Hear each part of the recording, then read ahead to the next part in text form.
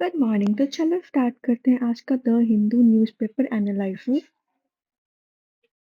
For 9th of December 2025। Day is Tuesday. आज बहुत ज्यादा ठंड है। चलो जल्दी से शुरू करते हैं। और पहला टॉपिक है पेज नंबर 1 से। इसका कॉन्टेक्स्ट ये है कि 150th anniversary of Vande Mataram के ओकेजन पर लोकसभा में एक स्पेशल डिबेट हुई। हमारे पीएम मोदी ने इनिशिएट किया और बोला कि कांग्रेस ने सॉन्ग को फ्रेगमेंट किया था। किसके प्रेशर में? तो मुस्लिम लीग के प्रेशर में। उन्होंने नेहरू पर भी ब्लेम लगाया है कि उन्होंने जिन्ना के कम्युनल कंसर्न को इको करके सॉन्ग को वीकेंड किया। फिर प्रियंका गांधी ने रिस्पॉन्स किया है कि वंदे मातरम ऑलरेडी लोगों के दिल में है, इस पे डिबेट की कोई जरूरत नहीं है। उन्होंने ये भी एक्यूज किया कि सरकार असली इश्यूज जैसे अनएम्प्लॉयमेंट, इन्फ्लेशन से ध्यान हटा रही है। उन्होंने बोला है कि ये सब बंगाल इलेक्शन के लिए किया जा रहा है और कांग्रेस को टारगेट करने के लिए। मैं आपके नॉलेज के लिए बता दूं कि ये सॉन्ग जब 50 साल का हुआ था, जब 50वां साल था, तब तक ब्रिटिश रूल था। जब 100 साल हुआ तब इमरजेंसी थी। अब 150 साल पर पीएम ने बोला है कि वंदे मातरम ने फ्रीडम स्ट्रगल को फ्यूल किया है, इसलिए उसका रोल एक्नॉलेज करना चाहिए हमें। ये topic history, polity, current affairs और एथिक्स, इन चारों सब्जेक्ट के लिए बहुत इंपॉर्टेंट है। ये डिबेट सिर्फ एक सॉन्ग पर नहीं है, बल्कि उसके जरिए पॉलिटिकल नैरेटिव, हिस्टोरिकल इंटरप्रेशन और कल्चरल सिंबोलिज्म पे एक क्लैश है। तो ये तीनों पॉइंट हो गया। हाँ, प्रियंका गांधी ने ही स्टैंड लिया इसके against. Society and justice, party governance. Second topic का फोटो मिस हो गया, ये पेज नंबर 4 से है। About Madras justice. Justice G R Swaminathan, जो कि मद्रास हाई कोर्ट के मदुरई बेंच से है, उन्होंने एक ऑर्डर किया है कि कार्तिकेय दीपम फेस्टिवल के टाइम दीपाथून, जो कि पिलर है, उस पर दिया जलाया जाए। ये जगह एक दरगाह के पास है। पहले दिया जलने नहीं दिया गया था, इसलिए एक हिंदू तमिल और कच्ची मेंबर ने कोर्ट में पिटीशन डाला। जज ने दिया जलने की परमिशन दी और पुलिस प्रोटेक्शन भी दिया है। और अपोजिशन पार्टीज ने इस ऑर्डर को कम्युनल टेंशन बढ़ाने वाला बताया। अब वो जस्टिस स्वामीनाथन के खिलाफ इम्पीचमेंट मोशन फाइल करने की प्लानिंग कर रहे हैं। डीएमके इसको लीड कर रही है और लोकसभा में मोशन फाइल होने ही वाला है। 100 लोकसभा या 50 राज्यसभा एमपीज का सिग्नेचर चाहिए। अगर स्पीकर या राज्यसभा चेयरमैन एक्सेप्ट करते हैं तो एक इन्वेस्टिगेशन कमेटी बनती है। दोनों हाउसेस को स्पेशल मेजॉरिटी से पास करना पड़ता है। इंडिया में अब तक कोई जज इम्पीच नहीं हुआ है। तो अगर ये होता है तो ये पहला होगा।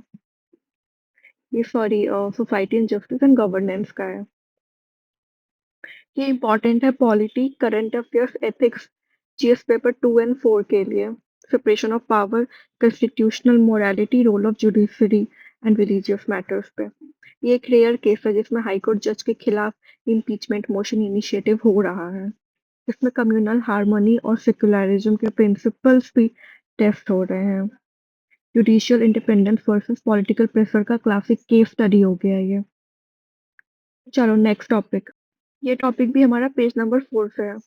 यूपी के सीएम योगी आदित्यनाथ ने सिटीजन को अलर्ट रहने को कहा, स्पेशली जब किसी को डोमेस्टिक या कमर्शियल काम के लिए हायर करते हैं। उन्होंने बोला कि आइडेंटिटी वेरिफिकेशन बहुत जरूरी है, क्योंकि कुछ लोग, स्पेशली कौन, तो रोहिंग्या और बांग्लादेशी इन्फिल्ट्रेटर्स इलीगली रह रहे हैं। उन्होंने ये भी बोला है कि law and order, social balance और सिक्योरिटी टॉप प्रायोरिटी है। नवंबर 22 को सीएम ने डिस्ट्रिक्ट मजिस्ट्रेट को इंस्ट्रक्शन दिए थे कि इलीगल इमिग्रेंट्स के खिलाफ स्विफ्ट एक्शन हो। ये polity and governance, internal security और एथिक्स पे बेस्ड है। सिविल बॉडीज और पुलिस ने special verification drive already start कर दिए हैं। तो ये पॉलिटी का हो गया, आईआर हो गया। हाँ, तो action against illegal immigration immigrants, नवंबर 22। ये पेज नंबर 10 से। ध्रुवा का फुल फॉर्म है digital hub for reference and unique virtual address. India post ने प्रपोज किया है एक डिजिटल एड्रेस सिस्टम, जिसमें लोग अपना एड्रेस एक लेवल के फॉर्म में शेयर करते हैं, जैसे ईमेल आईडी होती है ना, वैसे ही। फॉर एग्जाम्पल, अदिति @ध्रुवा, तो ऐसे भी कर सकते हैं हम। और ये लेबल यूजर के कंसेंट से ही एक्टिव होगा और उसके थ्रू प्लेटफॉर्म को डिस्क्रिप्टिव एड्रेस प्लस जियो कोडेड एड्रेस, जिसको हम डिजिपिन भी बोलते हैं, दोनों मिलेगा। डिजिपिन क्या है? तो एक 10 digit alpha numeric code based on location coordinates. हर 12 स्क्वायर मीटर ब्लॉक का अपना यूनिक डिजिपिन होगा। रूरल एरियाज में स्पेशली हेल्पफुल, जहाँ डिस्क्रिप्टिव एड्रेस नहीं होता है। और इस इकोसिस्टम में कौन कौन होगा? तो address service providers, address validation agencies, address information agents, governance entity. इसमें यूज केसेस क्या है? तो फिर आप पहला हो गया, ये कंसेंट बेस्ड डेटा शेयरिंग हो गया। यूजर डिसाइड करेगा कि कब और कितने टाइम के लिए एड्रेस शेयर करना है। एड्रेस अपडेट हो गया, घर शिफ्ट करने पर या डिलीवरी सर्विस इजिली अपडेट करने के लिए।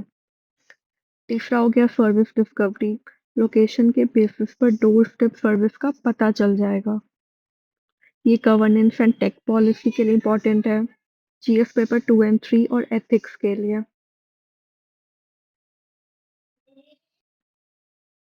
बल्कि descriptive address and Jio coded locations. Perfect. ये हो गया सोशाई सोशल और साइंस एंड टेक, क्योंकि ये टेक्नोलॉजी से अटैच्ड है। एग्जाम्पल भी हो गया, digital hub for reference and unique virtual address, ये इसका फुल फॉर्म है, वर्चुअल एड्रेस। परफेक्ट। चलो नेक्स्ट टॉपिक, ये है पेज नंबर 12 पे। इसमें हुआ क्या था? तो एक इंडियन सिटीजन जो कि अरुणाचल प्रदेश से शंघाई एयरपोर्ट जा रहे थे, उनको शंघाई एयरपोर्ट पर डिटेन किया गया। चाइनीज अथॉरिटीज ने उनका इंडियन पासपोर्ट रिकॉग्नाइज नहीं किया क्योंकि वो अरुणाचल से थी, और चाइना अरुणाचल को अभी भी अपना ही टेरिटरी मानता है। इसके बाद हमारे इंडिया ने ये एक्शन लिया कि इंडिया की मिनिस्ट्री ऑफ एक्सटर्नल अफेयर्स ने चाइना को स्ट्रांगली बोला है कि इंडियन सिटीजन को सेलेक्टिवली टारगेट ना किया जाए। चाइना को एश्योरेंस देना चाहिए कि ऐसे इंसिडेंट्स रिपीट नहीं होंगे। इंडिया ने अरुणाचल प्रदेश को अपना इंटीग्रल पार्ट फिर से रीअफर्म किया है। और एमईए के स्पोक पर्सन कौन है? तो रणधीर जायसवाल, जिन्होंने प्रेस कॉन्फ्रेंस पे ये सारे स्टेटमेंट दिए हैं। ये इम्पोर्टेंट है हमारा इंटरनेशनल रिलेशंस, आईआर से polity and constitution, internal security, ethics and FA obviously. ये जो इंडिया चाइना रिलेशन का सेंसिटिव एंगल टच करता है, इसलिए ये यूपीएससी पे बहुत इंपॉर्टेंट रखता है। अरुणाचल प्रदेश का स्टेटस यूपीएससी के पॉलिटी प्लस आईआर दोनों में इंपॉर्टेंट है। और देखा जाए तो ये इंसिडेंट सिर्फ एक एयरपोर्ट डिटेंशन नहीं है, ये इंडिया की टेरिटोरियल सोवेरेनिटी, सिटीजन डिग्निटी और डिप्लोमेटिक एसर्टिव है। और यूपीएससी के लिए एक मल्टी लेयर्ड केस स्टडी है, इसमें आईआर पॉलिटी और एथिक्स इंटरसेक्ट कर सकते हैं और करते हैं ऑब्वियसली। यहाँ के स्पोक पर्सन है रणधीर जायसवाल, इसका नाम इनका नाम हम याद करके रखें। Next topic, page number 13। इसका कॉन्टेक्स्ट ये है कि एक parliamentary standing committee on education ने रिपोर्ट सबमिट की है, जिसमें यूजीसी को बोला गया ओबीसी के खिलाफ बायस को केस कास्ट बेस्ड डिस्क्रिमिनेशन के अंडर काउंट करना है। यह recommendation promotion of equity rules के कंटेक्स्ट में दी गई है, जो अभी गवर्नमेंट फ्रेम कर रही है। में एक इशू है ईडब्ल्यूएस कोटा का। तो कमिटी ने बोला है कि एसोसिएट प्रोफेसर और प्रोफेसर लेवल पर ईडब्ल्यूएस कोटा प्रैक्टिकली इम्प्लीमेंट नहीं हो पा रहा है। क्यों नहीं हो पा रहा है? क्योंकि ईडब्ल्यूएस ने इनकम लिमिट 8 लाख रखी है, लेकिन एसोसिएट प्रोफेसर और प्रोफेसर का सैलरी यूजीसी स्केल के हिसाब से 8 लाख से ज़्यादा होती है।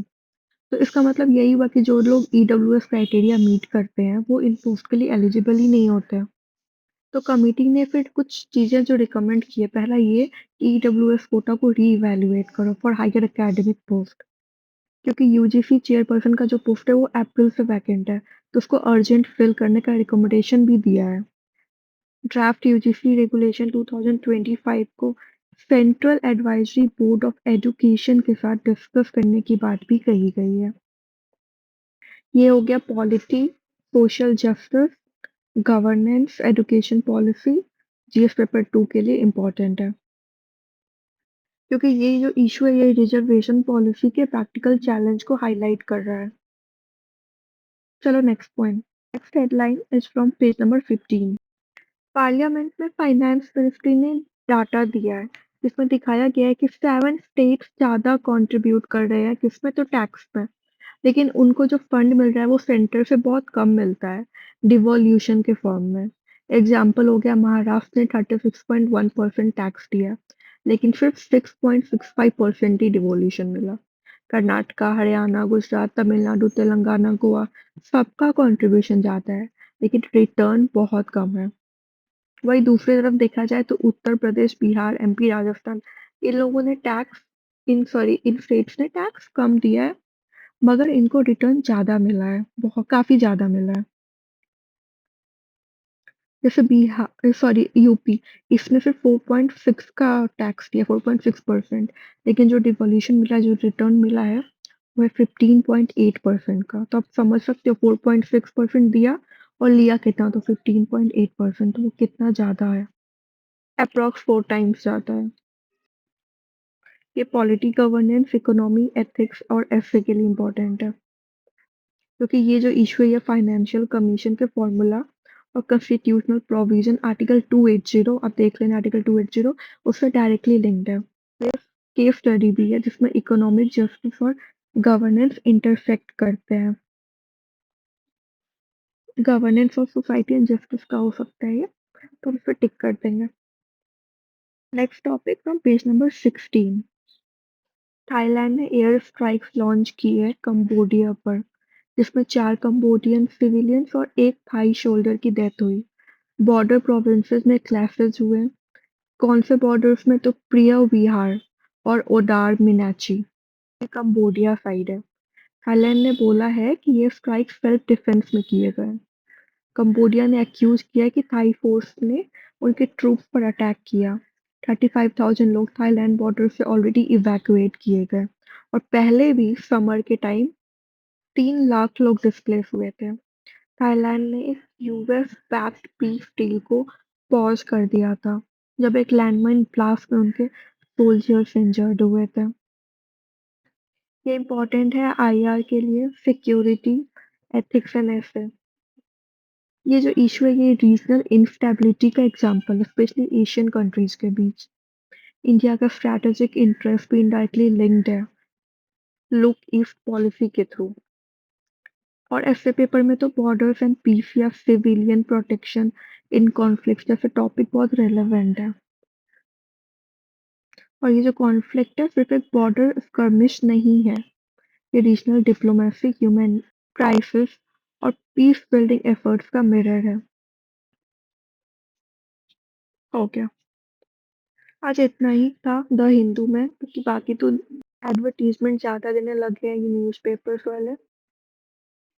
डेथ में सोशलिस्ट लीडर उनका डेथ हुआ है तो वो लिख लेंगे हम। उनका नाम था बाबा आधव। हाँ, उनका डेथ हुआ है, कब हुआ है वो डेट भी लिख लेंगे, 8 दिसंबर कल हुआ था। और फिर T20 सीरीज भी स्टार्ट होने वाली है इंडिया एंड साउथ अफ्रीका में, तो वो स्पोर्ट्स कोटा में लिख लेंगे। अवार्ड एंड मिस का कुछ है नहीं, स्पोर्ट्स में लिख लेंगे। आज के लिए बस इतना ही है, क्योंकि पेज तो वैसे ज्यादा है न्यूज़पेपर में मगर रेलेवेंट जो यूपीएससी के कॉन्टेक्स्ट में रेलेवेंट टॉपिक है वो कम है। तो ये हो गया हमारा आज का करंट अफेयर्स, मिलते हैं कल। Bye bye.